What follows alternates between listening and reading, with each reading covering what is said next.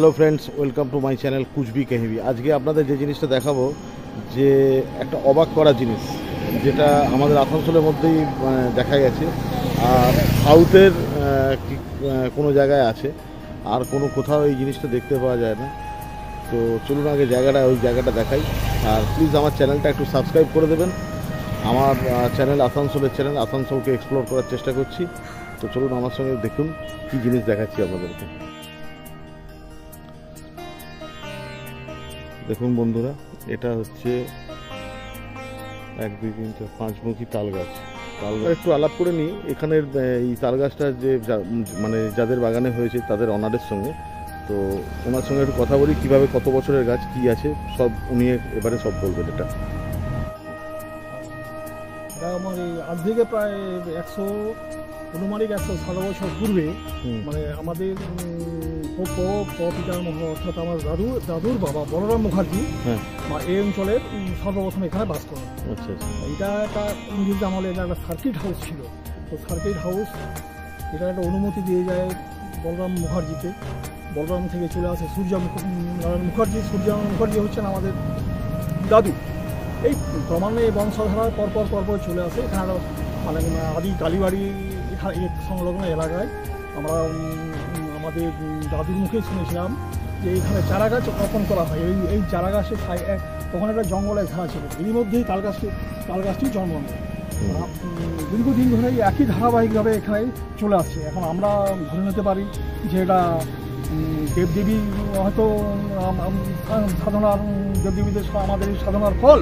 কিন্তু আমরা এই চারা গাছ বিভিন্ন জায়গায় এর যে বীজ অনুরূপ তাল গাছ, এদের দুদিকে তাল ধরে, এটা 8 মাথা, এদিকে একটা ডান দিকে এবং বাম দিক মিলে 8 মাথা তাল গাছ। এর ফলগুলো খুব ছোট ছোট দেখবেন আপনি, তালের আকারে, কিন্তু ফলটা খুব ছোট। এবার এই ফলেরই দেখুন উপরের দুটো মাথা আছে। আর বিভিন্ন জায়গায় এগুলো সার্ভে করে বহু জায়গায় দেখে যাওয়া। বোটানিক্যালে আমাদের বিবি কলেজের অধ্যাপকরা এই চারা গাছে জন্মানো অনেক প্রক্রিয়া করেছেন, কিন্তু সেরকম কোনো ভালো ফল আসেনি।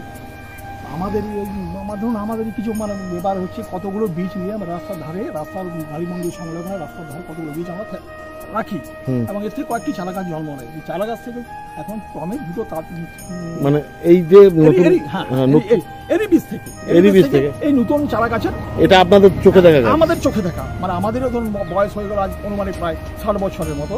এই চারা গাছগুলো আমাদেরই তৈরি। আমরা মনে হচ্ছে আমি 10-15 বছরের মধ্যে নতুন চারা গাছ জন্ম নেয়।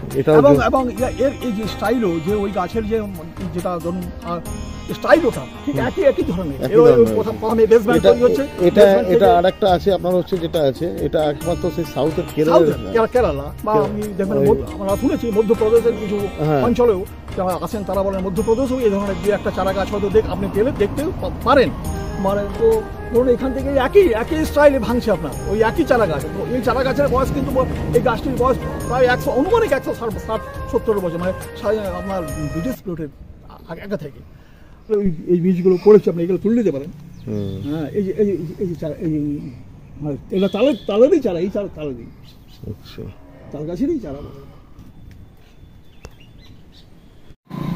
এই দেখুন, এটা এনারা নিজেরা বসিয়েছিলেন আরেকটা, মানে এটা 10-15 বছরের গাছ।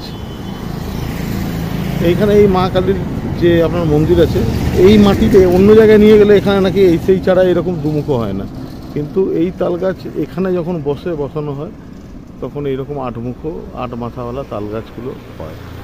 এটা একটা অবাক ব্যাপার। এবার বিশ্বাস বলতে পারেন, বা জেনেটিক্যালি কোনো কিছু বলতে পারেন, বা মাটির কিছু ব্যাপার থাকতে পারে, সেটা যে যার বিশ্বাসের ওপরে। তো কোনোদিন যদি চুরুলিয়া যাওয়ার বা নজরুল ইসলাম আপনার মহাবিদ্যালয়ে যাওয়ার ইচ্ছা হয়, এই মাঝিয়ারা গ্রামে একবার দেখে যেতে পারেন। অবাক করা জিনিস। তো ভালো থাকবেন, সুস্থ থাকুন, সামাজিক কাজে লেগে থাকুন, আর প্লিজ আমার চ্যানেলটাকে একটু সাবস্ক্রাইব করে দেবেন।